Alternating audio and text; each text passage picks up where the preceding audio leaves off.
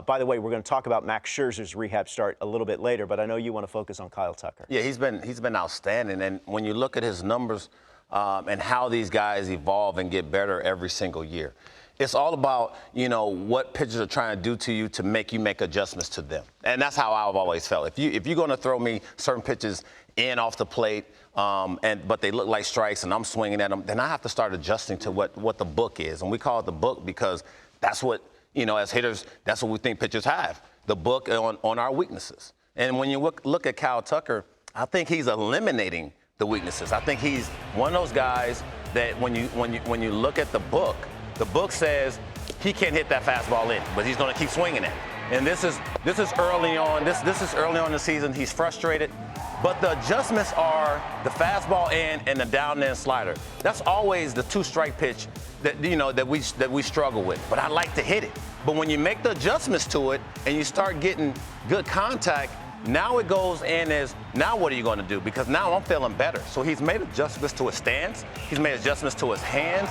He's made these little things, tinkering at times, not too much. But I always felt that the late, great Tony Gwynn said, you have to tinker a little bit.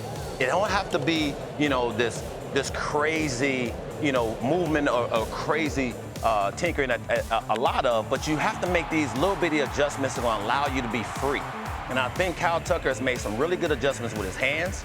He's given himself freedom, and he's also put himself in a power position to get on his backside to produce. So this is what I love about him right now. Lefties, righties, you don't have an advantage against one of the best in the game. Yeah. You can't throw that get me over curveball. You can't throw that fastball in on him because look at the hands, look at the balance, and all these things have started from 18. When he's made the adjustments, his numbers were off the charts last year.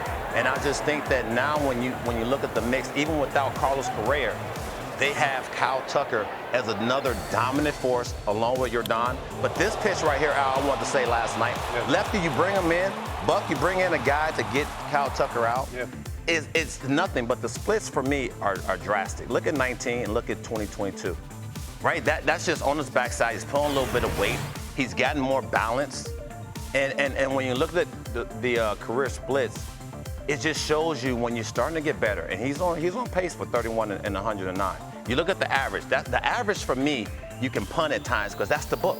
The book is going to say when you come into a pitcher's meeting, Kyle Tucker goes on the top of the board as a guy we have to pay attention to. Mm-hmm. So something's going to fall off. Yeah. You hope it's not the production of the homers and the RBIs because you need that in the middle of the order. But when you look at where he's at today shows you that he's tinkered enough to get himself in a power position to be dominant every time he steps on the field, and you're not going to get him out consistently because that right there plays in 2022. And nothing against 2019. He was a young pup. He was trying to get his feet up under him. Now he has his feet up under him, and he's about to be a stud. Well, but in addition to that, Cliffy, and that was great, is you have a guy that now has a better idea of strike zone recognition. Yeah. Because, right, what do I try to do? Throw you a strike and then expand, have you swing at my pitch. In his last 15 games, 54 at-bats, he struck out 3 times. Yeah.